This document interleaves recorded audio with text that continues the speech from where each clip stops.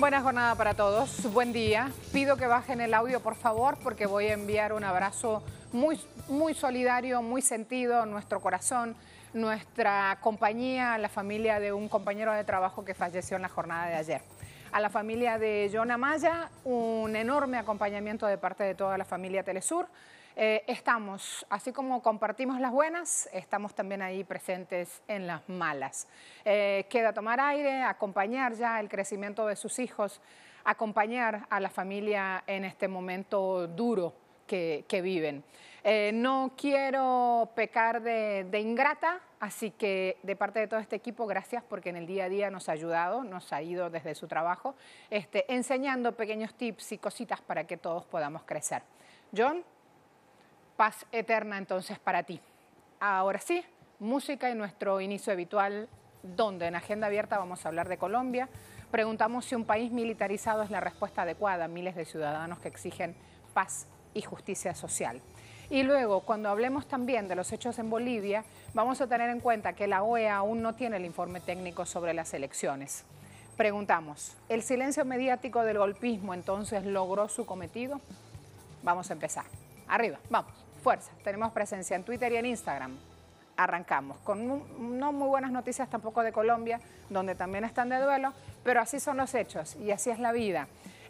Para mucha gente, otras creencias que no son precisamente la fe católica, la vida continúa y la muerte es solo un estado más. Así que vamos a tomar así airecito profundo y seguimos. Este miércoles, diversos movimientos sociales y ciudadanos continuarán movilizados contra el paquetazo económico impulsado por el presidente Iván Duque.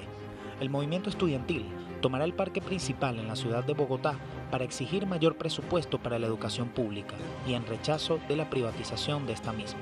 Luego de 2 horas de diálogo infructuoso entre el presidente Iván Duque y los representantes de los diversos sectores sociales que integran el Comité del Paro Nacional, el comité llamó a movilización perenne hasta que el presidente no dialogue con todos los ciudadanos en cada una de las comunidades y cumpla con las garantías para ejercer el derecho político y a la vida.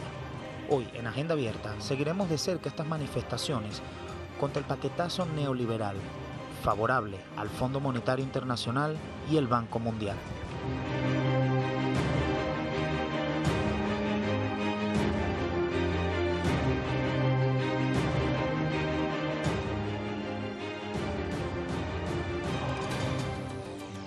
Cúcuta, se escucha una sola voz. Dylan no murió, a Dylan lo mataron.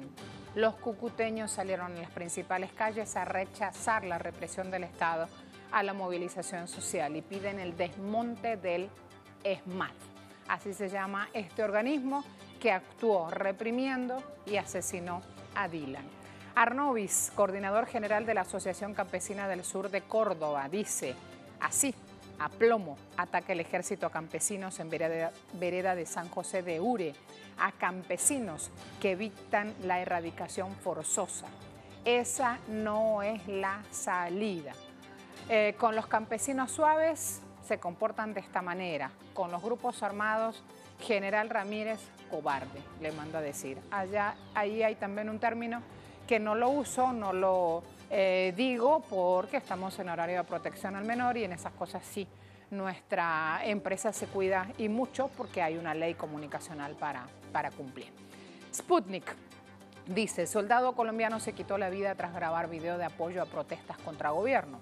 Un soldado colombiano se suicidó tras asegurar que era presionado por sus superiores luego de que manifestó que apoyaba las protestas en contra del gobierno.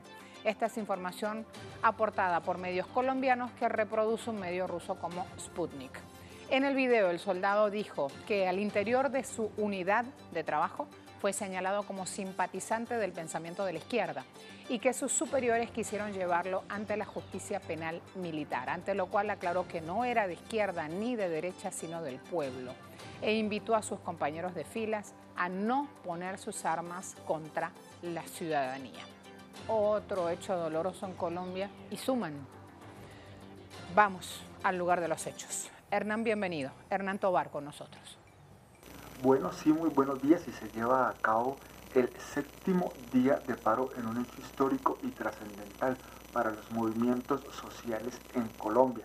Esto no había tenido tanta trascendencia en otras oportunidades. Y es que para el día de hoy las centrales obreras de trabajadores han convocado un paro nacional. Esto en relación a el paquetazo de Duque y también en memoria del marchante caído el día sábado y del cual se conoció su muerte la noche del día martes. Para hoy se tiene convocada una gran movilización no solo en Bogotá, sino a nivel nacional, donde se unirán indígenas, organizaciones sociales, algo parecido a lo que se desarrolló con las marchas del día jueves 21 de noviembre. Lo que se espera es una gran convocatoria donde salgan todos los ciudadanos, todas las organizaciones sociales, todos los trabajadores, también todos los estudiantes que a lo largo de estos días se han estado manifestando en relación a más oportunidades de estudio, que caiga el paquete neoliberal que está proyectando el presidente Iván Duque. También hay que resaltar que se cumplió la primera reunión del Comité del Paro con el presidente, donde se le explicó el pliego de peticiones que está haciendo el cúmulo de organizaciones que convocan el paro. Ellos aducen que el presidente los quiere involucrar en el gran diálogo nacional y que ellos lo que necesitan es un diálogo cara a cara, un diálogo amplio de los diferentes sectores que convocan el paro y no que también nos escuchen a la par de los gremios y los empresarios, porque estos son diálogos diferentes. Aducen que siguen en paro y que siguen en pie de lucha contra las medidas neoliberales, como la reforma tributaria, la reforma pensional y otra clase de reformas que dictamina la OCDE y el Fondo Monetario Internacional en detrimento de los trabajadores, de los estudiantes, del servicio de salud y otra gran cantidad de confluencias, aspectos que hacen parte de la marcha. Así que hoy se esperan más cacerolazos, se esperan más marchas y bueno, el homenaje al marchante caído, asesinado por el Escuadrón Móvil Antidisturbios SMAT. Ese va a ser el panorama el día de hoy aquí en Colombia. Gracias, Hernán. De inmediato me voy a red social Twitter. Preguntamos, ¿un país militarizado es la respuesta adecuada a miles de ciudadanos que exigen paz y justicia social? Fíjense, no gana por ahora la mayoría de las participaciones, de las respuestas. No dice el 66%. Sí, 14%. Duque igual a Uribe, 20%. Estamos comenzando recién esta consulta, vamos a ir avanzando entonces y quedamos atentos también a temas de Colombia. Momento de una pausa, ya regresamos.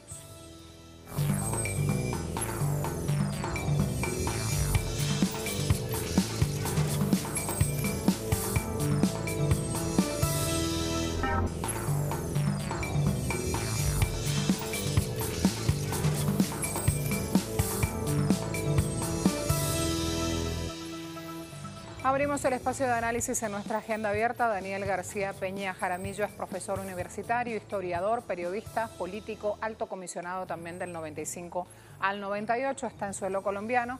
Bienvenido, Daniel, buen día. Buen día, ¿cómo están ustedes?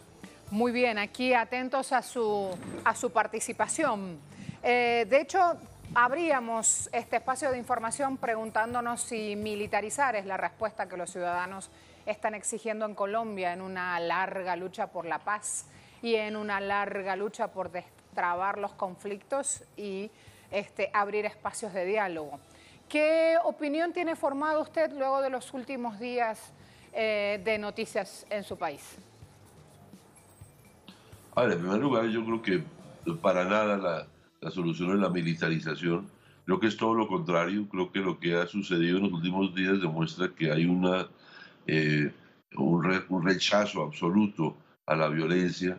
El paro que se inició el jueves 21, pues se realizó de manera masiva y de manera pacífica, pero desafortunadamente los desmanes de unos pocos violentos y la reacción por parte de la policía, particularmente el SMAT, que es el escuadrón antimotines, pues ha llevado a que la protesta continúe y no solamente por los motivos originales del paquetazo neoliberal del gobierno de Duque, sino yo iría cada vez más en contra precisamente de esa brutalidad policial, de la violencia ejercida contra la protesta social.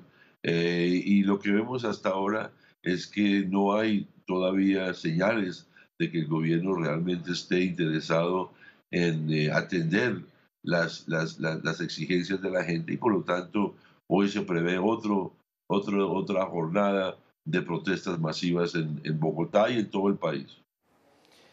Cuando hablamos de caso emblemático, Dylan, justamente como una respuesta social, vemos que también esto ya ha pasado antes en otros países, en mi propia provincia, antes de que asumiera Menem inclusive la presidencia de Argentina, se dieron episodios de represión por parte de organizaciones, ya sean militares o policiales, y esto queda para la historia.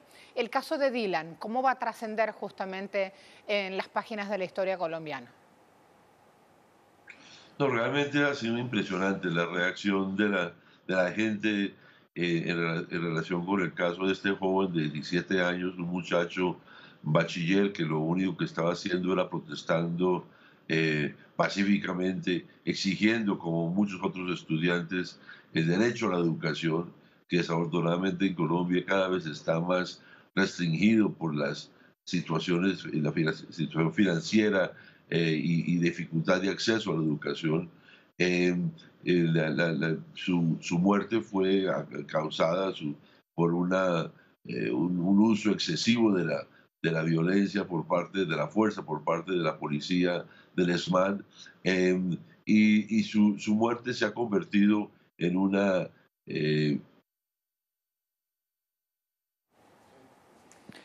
Ahí estamos esperando a Daniel. Mientras tanto voy a mostrarles el mundo.es con este titular. Caso Dylan, el caso que inflama Colombia, es el verbo que está usando justamente esta publicación española. ¿Y por qué está hablando de este inflamar? ¿Y qué suceso está mostrando el caso Dylan en Colombia? Bueno, la impunidad del ESMAD.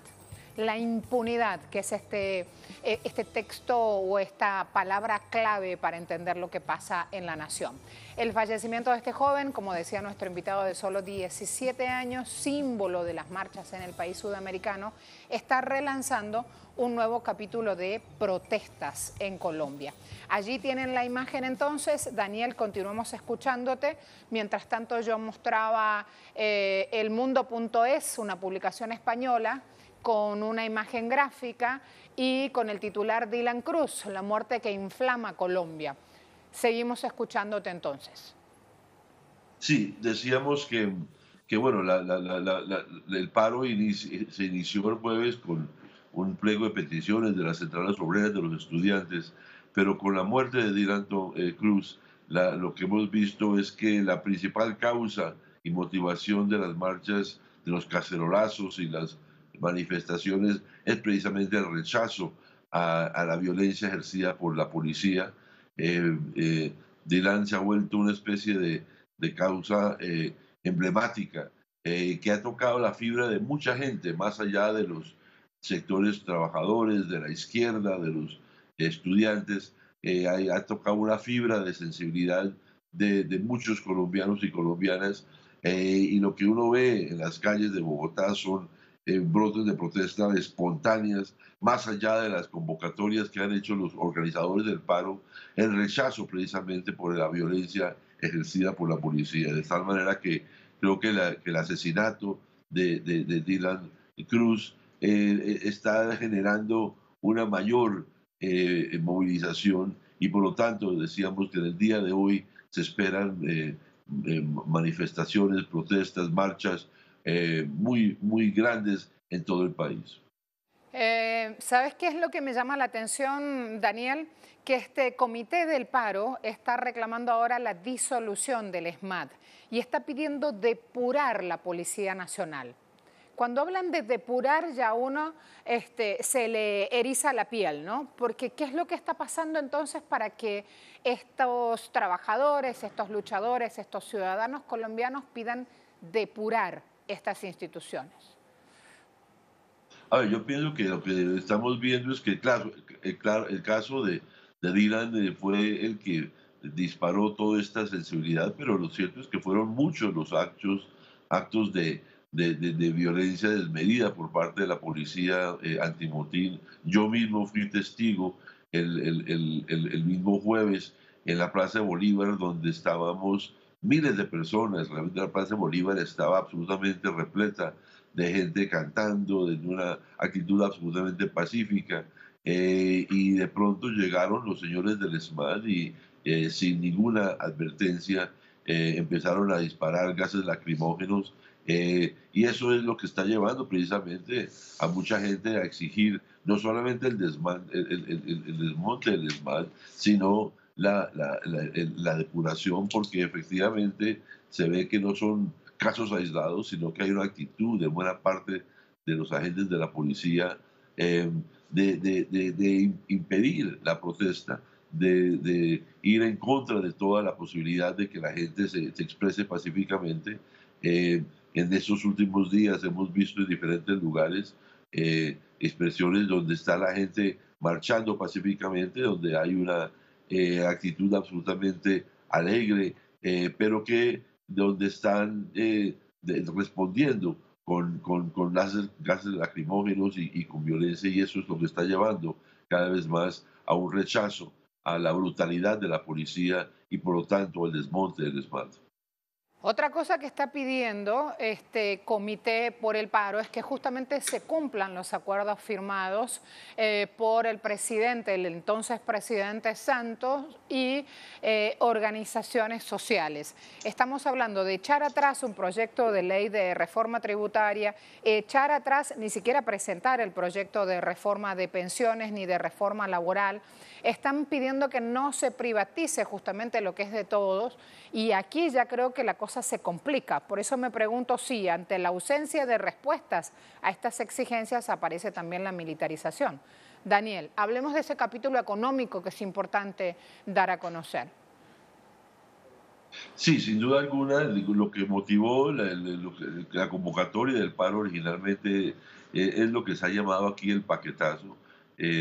Intenciones de parte del gobierno, de los ministros, del mismo presidente, en materia de pensiones, en materia de reforma laboral, en materia de reforma tributaria, que llevó precisamente a la convocatoria inicial, pero también, como usted bien lo señala, al incumplimiento de los acuerdos, no solamente del gobierno anterior, del gobierno de Santos, sino de este mismo gobierno de Duque. Hace un año los estudiantes marcharon y llegaron finalmente a un acuerdo con el presidente Duque en relación con la financiación de la educación pública, de la educación superior en particular, y aunque hubo algunos avances y algunos recursos, sí se ubicaron, lo cierto es que ha habido un incumplimiento generalizado, y por lo tanto lo que está pidiendo los estudiantes en este caso no es nada más que el gobierno cumpla con lo mismo que se comprometió hace un año después del paro.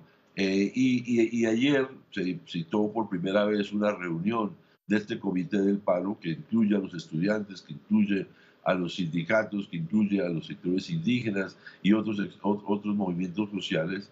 Y lo que fue evidente es que el gobierno pues, no ha atendido las peticiones, al contrario, es increíble, pero el gobierno no quiere hablar de diálogo, habla de una conversación donde lo que quiere es simplemente seguir exponiendo sus posiciones, sus propuestas, sin entrar realmente a considerar las peticiones de los quienes están marchando, de tal manera que ese comité del paro se levantó de la mesa, insistió en que se trataba era de buscar una negociación, un diálogo para que se atiendan esas exigencias, pero ante la negativa del gobierno y la insistencia inclusive de invitar a otros, como a los gremios económicos, que obviamente pues están desde el lado del gobierno. Esto se vio por parte de los organizadores del paro como una medida dilatoria, y por lo tanto pues se suspendió la reunión y se convocó de nuevo a las jornadas de protesta que,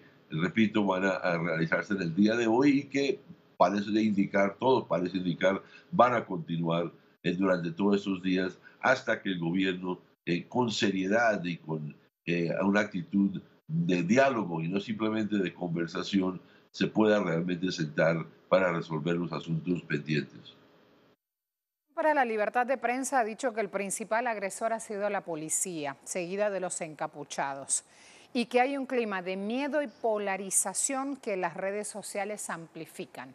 Para terminar esta conversación, Daniel, te pido también poner el foco allí, en cómo se mueven las redes sociales. ¿Te parece que también este clima de miedo y polarización está siendo generado por ese factor redes sociales en Colombia?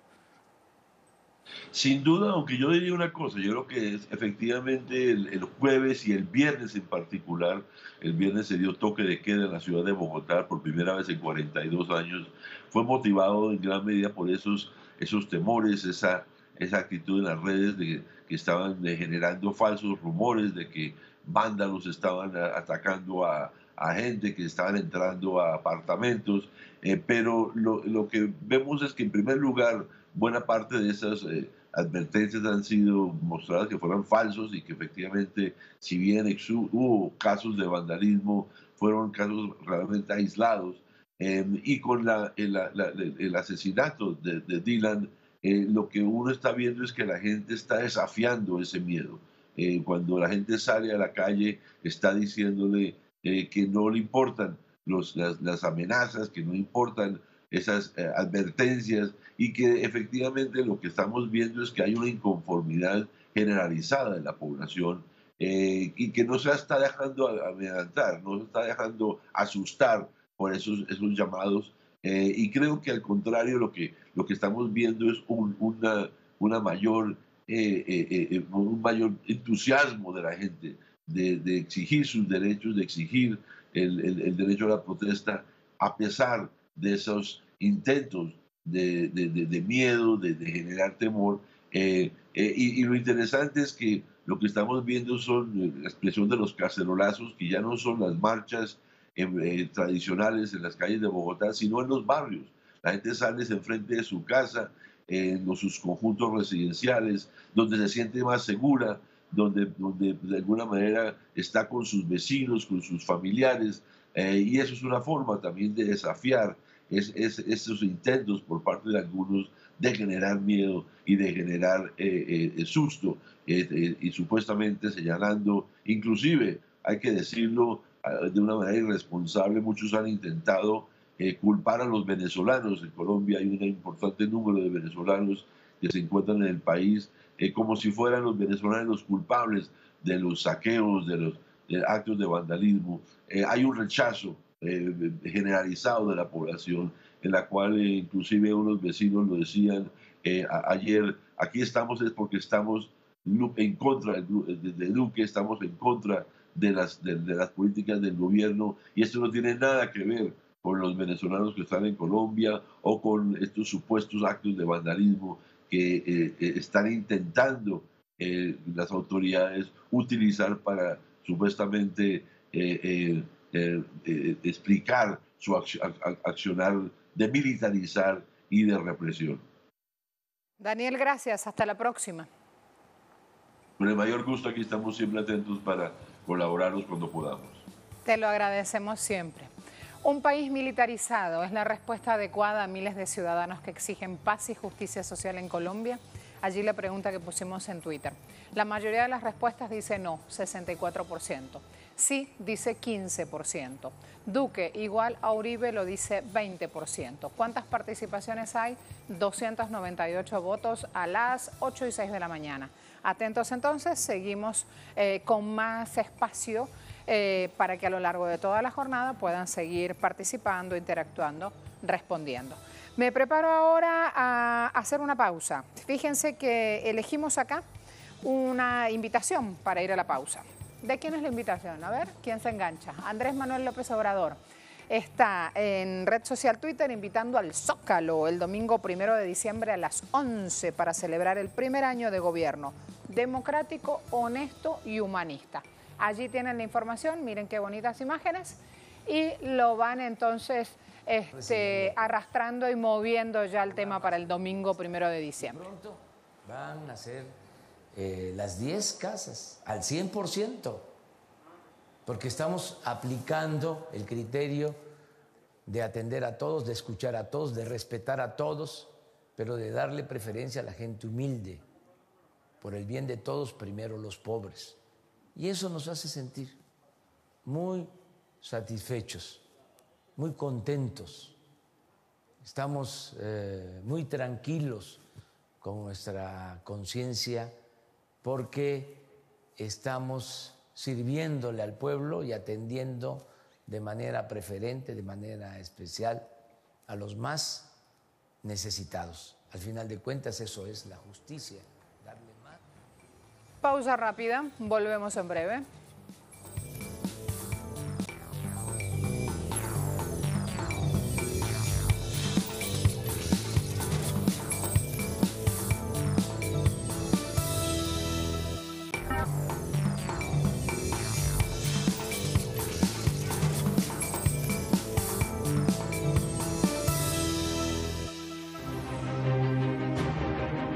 La persecución contra dirigentes y el movimiento indígena no cesa en Bolivia. El gobierno de facto insiste con el argumento de criminalizar a la dirigencia social con acusaciones que están fuera del marco legal. El presidente Evo Morales denunció a través de las redes que la minoría fascista que impuso un gobierno dictatorial judicializa a los líderes más destacados para anularlos electoralmente. El líder cocalero asilado en México expresó que ese hostigamiento tendrá que ser juzgado por el mismo pueblo que los vio dar un golpe de Estado. La Fiscalía ordenó la captura y detención del exministro de la Presidencia, Juan Ramón Quintana, por sedición y terrorismo, al tiempo que solicitó aplicar la máxima condena en su contra. Los planes de la presidenta de facto, Yanine Áñez, buscan proseguir con un juicio penal contra Evo Morales mientras continúa con el establecimiento de una agenda electoral para convocar nuevas elecciones. Por su parte, organizaciones aliadas al movimiento al socialismo firmaron un acuerdo con el gobierno de Áñez con el fin de pacificar el país y seguir con la discusión de los acuerdos para alcanzar una fecha para la repetición de las elecciones. Esta mañana, en Agenda Abierta, analizaremos cómo el gobierno de facto insiste en su plan para desconfigurar la participación política de la dirigencia del movimiento de Evo Morales y en qué consiste el acuerdo de pacificación firmado.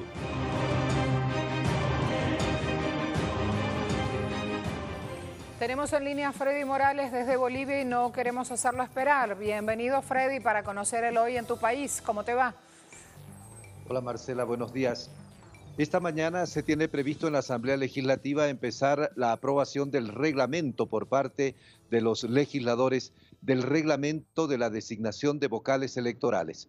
Debemos recordar que el último domingo fue promulgada la ley que determina la convocatoria a designación de vocales electorales. Ahora se va a trabajar el reglamento y una vez aprobado van a correr recién los plazos de 20 días para que la Asamblea Legislativa designe a las 6 autoridades que aún faltan por designar en el Tribunal Supremo Electoral. Recordemos que antes de ayer el gobierno ya designó a su representante en el Tribunal Electoral, de modo que faltan, una vez se apruebe este reglamento en las próximas horas, falta la designación de otros 6. Y finalmente este cuerpo colegiado de 7 personas en el Tribunal Electoral va a emitir en 48 horas posteriores a su posesión, va a emitir la convocatoria a elecciones nacionales. Se ha mencionado que las elecciones podrían realizarse más o menos en abril del próximo año.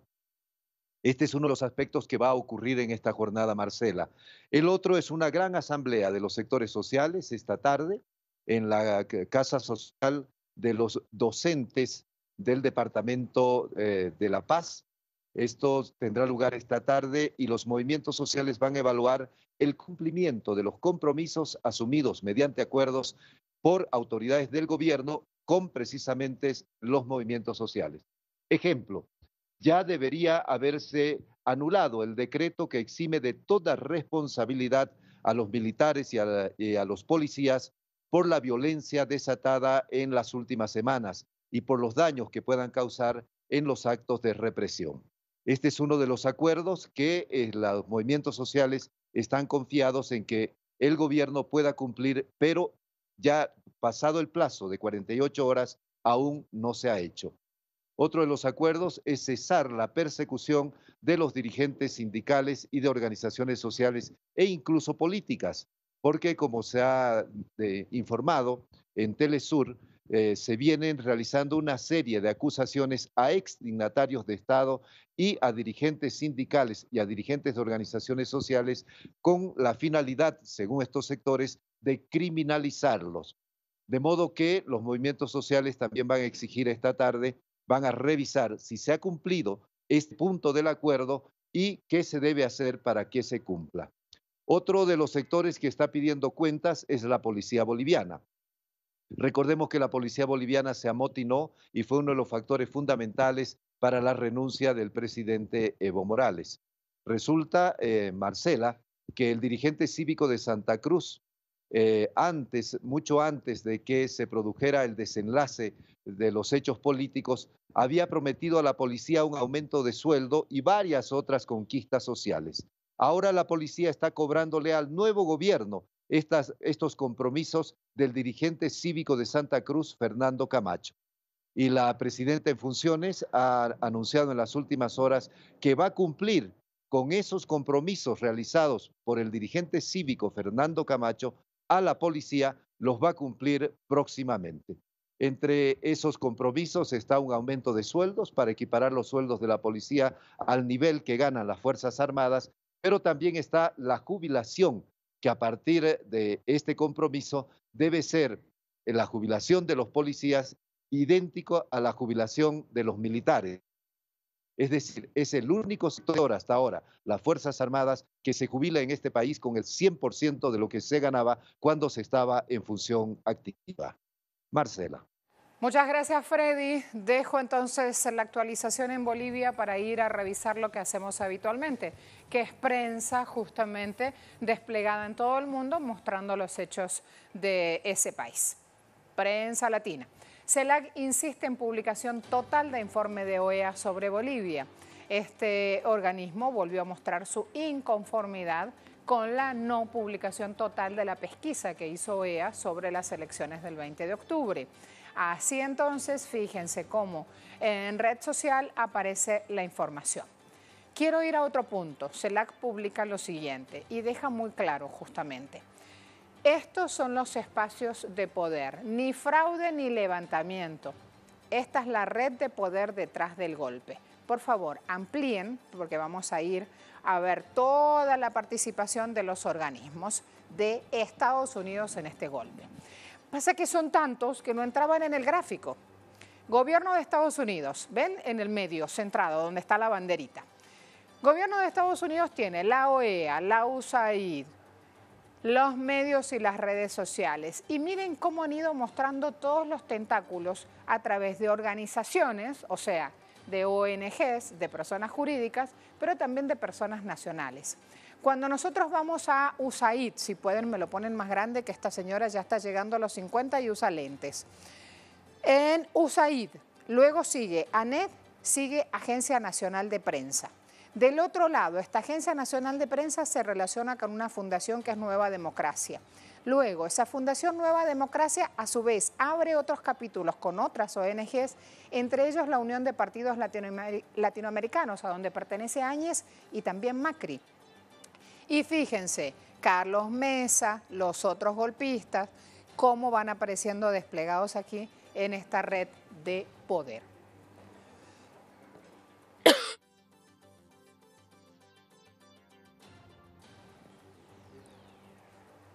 La información es muy vasta, es muy amplia. Allí tienen todos unos tentáculos y CELAC es un grupo de trabajo donde la investigación justamente es la fuente y la estadística para hacer estos trabajos. Así que imagínense, si ellos están llegando a desnudar estos vínculos, cuánta información aparece mostrada aquí.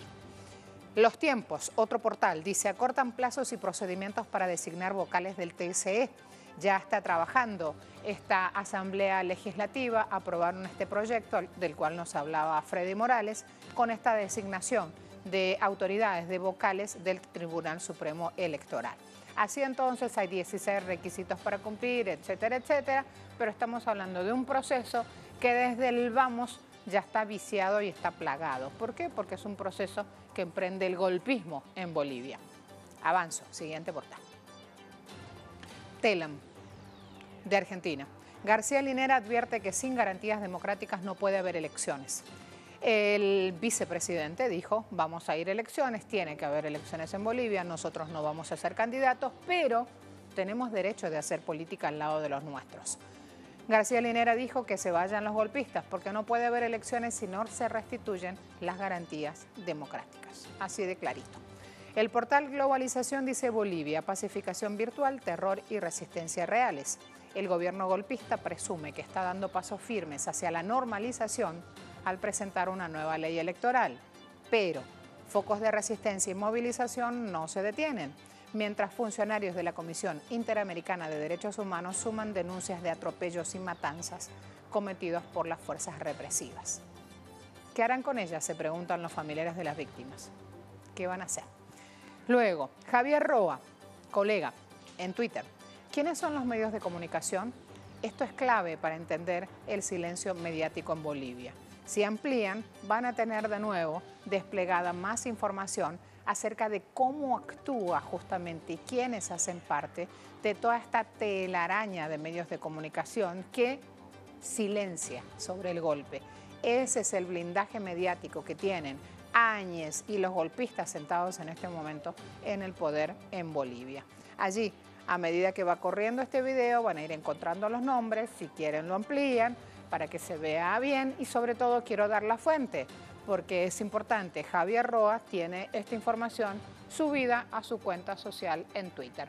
Fíjense allí cómo se van desnudando todos estos nexos, cómo van apareciendo estos nombres que justamente nos llevan a hilvanar toda esta telaraña. Cómo se mezclan las viejas familias en Bolivia a la hora del reparto del botín. Aparecen medios conocidos y otros que no lo son tanto, pero allí algunos visibilizados o que ya tenían su audiencia, por decirlo así, como Bolivisión, como La Razón, pero otros que a lo mejor para el televidente o para el consumidor de medios de comunicación de la región no estaban muy claros. Allí entonces esta red, estos dueños de medios de comunicación en Bolivia que apañan el golpismo. ¿Por qué? Porque le dan blindaje mediático. Dejamos terminar entonces esta publicación y nos preparamos ya a abrir el espacio de debate, donde vamos a seguir sumando información y vamos a seguir hablando de lo que va pasando allí. Juan Carlos Pinto es nuestro invitado, analista político, también experto en temas internacionales. Vamos a darle la bienvenida. Juan, cuando quieras. Buen día, ¿cómo te va? Un abrazo desde Bolivia. Muchas gracias. Mostrábamos información al mundo de esta cantidad de actores económicos justamente aliados con el golpismo y que propician este blindaje mediático. Sabes que en la región ya no es que el público consumidor de medios de comunicación se acostumbró al golpe en Bolivia, es que han dejado de aparecer en los titulares los hechos que pasan en esa nación. Te pregunto a ti, desde afuera, ¿cómo puedes analizar esta información?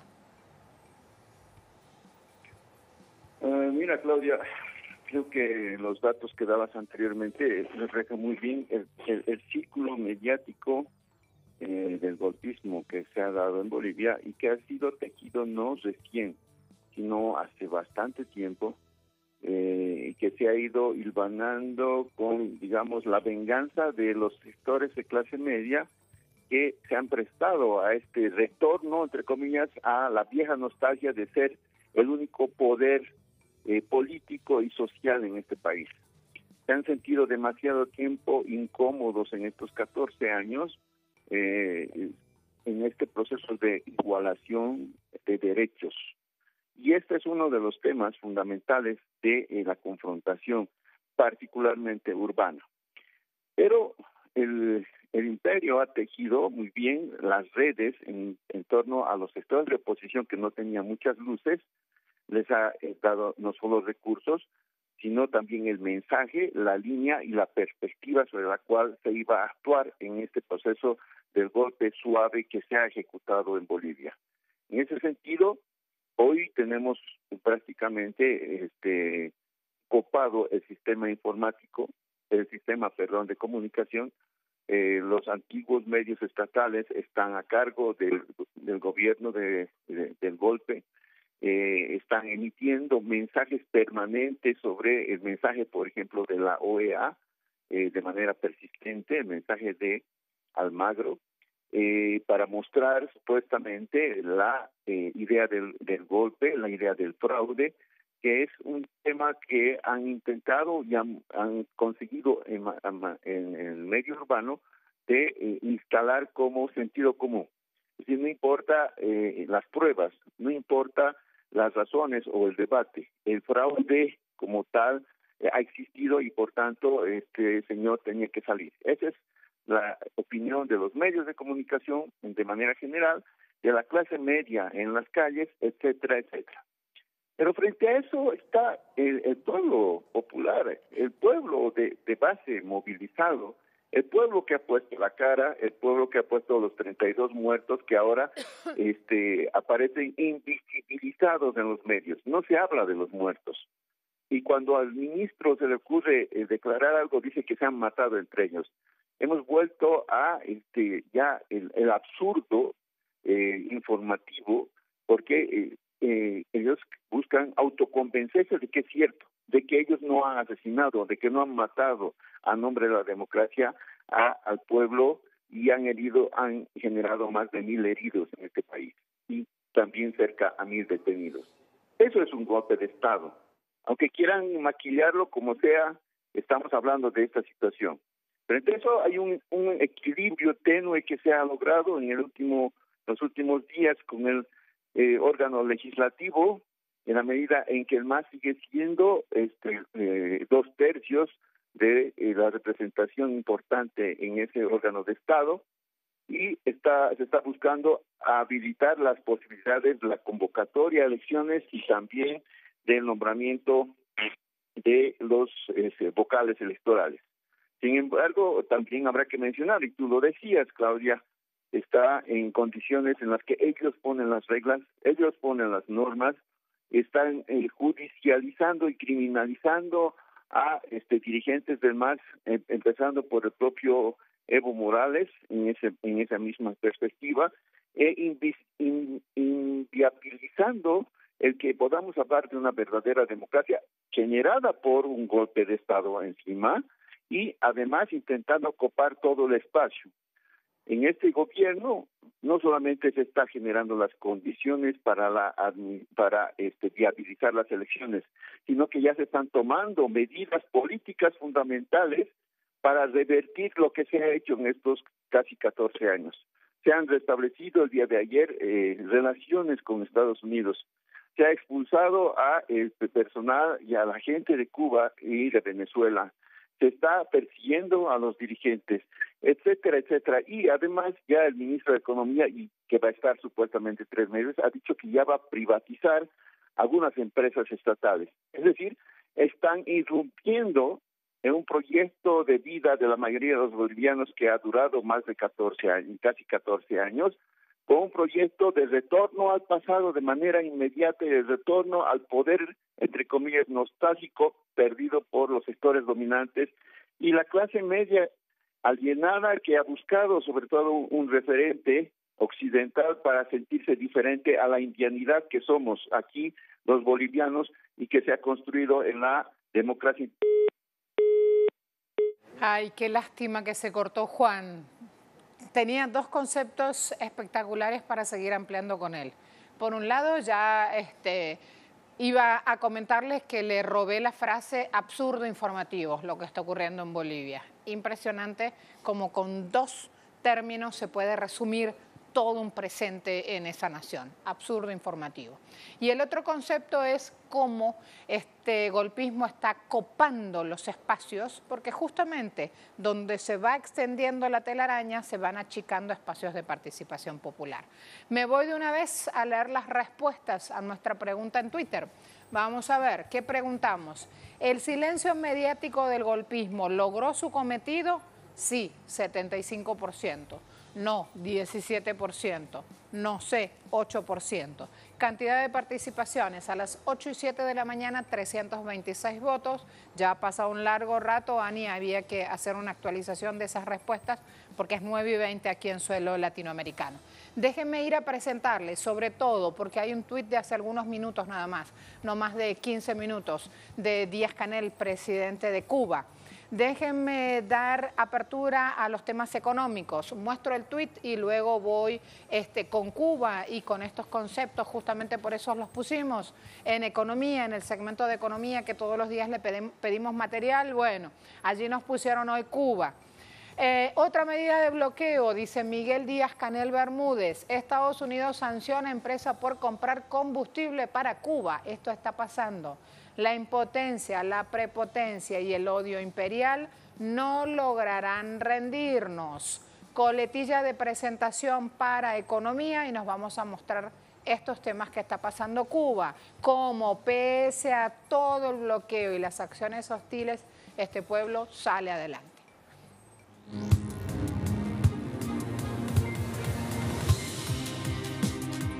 Fíjense, la empresa productora de camiones rusa KAMAZ inauguró un centro de mantenimiento y venta de vehículos en la zona especial de desarrollo Mariel. Rafael Gabev, director de la compañía, explicó que este centro tendrá equipos modernos y varias aulas docentes, un gran almacén con piezas y repuestos necesarios para el mantenimiento. Una apertura que constituye un gran beneficio para Cuba. ¿Por qué? Porque genera fuente de trabajo. También este funcionario ha dicho que el contrato más importante de KAMAZ con Cuba en los últimos tiempos es este y que pese al bloqueo que aplica a Estados Unidos, debaten más proyectos y alianzas beneficiosas para ambos pueblos. Luego, para pasar envidia, miren estas imágenes. La compañía española NH está en Cuba. Reabrió en La Habana en el 2013 un hotel que es el NH Capri y por los éxitos en estos 5 años volvió y genera estas instalaciones. Cumplieron 62 años de haberse establecido en Cuba. Una rica historia entonces de NH con servicios de alta calidad, respondiendo a una industria turística cada vez más exigente. Así quiere Cuba justamente salir adelante en este contexto hostil que le aplica a Estados Unidos, un bloqueo. ¿Por qué? Porque se prepara para mostrar sus atractivos, estos maravillosos que estamos viendo en pantalla, en otros destinos. Y luego me voy también cortito para ver cómo estas marchas antineoliberales no solo se dan en nuestra Latinoamérica, también en suelo europeo, en la propia Alemania, hay agricultores protestando contra las políticas agrícolas de Merkel. 5.000 tractores cruzaron Berlín para rechazar justamente nuevos límites ambientales planeados desde el Ejecutivo. Cuando hablo de nuevos límites ambientales, ¿a qué me refiero? Por ejemplo, el uso de fertilizante. Dicen, si no usamos fertilizantes, el agro nacional es imposible que compita contra las importaciones. Los campesinos reclaman tener participación también en este debate. Así las cosas, los invito ahora a volver a suelo latinoamericano con los hechos en Chile. Me está esperando ya nuestro compañero de tareas, Leonel Retamal. Cuando quieras, Leonel, bienvenido. Adelante con la información. Las evaluaciones que hacen las principales centrales sindicales son positivas respecto a la huelga de ayer. Dicen que lograron mantener la movilización, la fuerza de calle. Es considerada la movilización más grande después del acuerdo constituyente firmado el pasado 15 de noviembre. Señalan 3 puntos principales en esta movilización, que es fin a la represión y justicia por los casos de violaciones de derechos humanos. Solamente el día de ayer la Fiscalía de Chile señaló que hay más de 2.600 querellas y procesos judiciales abiertos por violaciones de derechos humanos. En segundo lugar, dicen que no han tenido respuesta del gobierno a un petitorio de 10 puntos en términos sociales, una agenda social que incluye incremento del salario mínimo, temas de pensiones, de salud. Esto está pendiente y durante la semana se debería concretar una reunión entre el gobierno y estos sectores sindicales a raíz de las solicitudes y emplazamientos que se han hecho. Y por último, demandan una efectiva participación en el proceso constituyente. Dicen que tiene un problema de origen, pues no considera a los movimientos sociales, a las organizaciones y por lo tanto tiene un vicio desde su formación, un vicio de fondo. Otro tema polémico aquí en Chile ha sido la presentación de un proyecto de ley de parte del presidente Sebastián Piñera que entregaría el resguardo de sitios críticos de zonas estratégicas a las Fuerzas Armadas. Esto está contemplado en el proyecto como hospitales, autopistas, centros de distribución, sitios de generación eléctrica, entre otros, y además eximiría de responsabilidad penal a los militares que están ahí en caso de que se vean envueltos en algún conflicto judicial. El día de ayer ya varios dirigentes sociales durante la huelga señalaron que esto no contribuirá a solucionar el problema de fondo que enfrenta Chile, que son profundas demandas sociales y que la militarización solamente ha traído problemas de violaciones a los derechos humanos. Y otras dirigencias señalaron que esto muestra clara de la deriva autoritaria, de la línea autoritaria que está emprendiendo el gobierno con los militares en las calles o con reforzamiento de los cuerpos policiales. También han dicho que en otras instancias, en otras experiencias mundiales, los militares no han venido a solucionar este problema que es de fondo, que es social y que requiere diálogo, y no a los militares en las calles. También sectores parlamentarios criticaron este proyecto que fue ingresado el día de ayer con suma urgencia por el presidente para su discusión a la brevedad en el Parlamento. Leonel, se ha escuchado el ruido de pajaritos allí. Cuando hay pajaritos es porque no hay carabineros echando tiros. Hasta luego. Gracias por acompañarnos.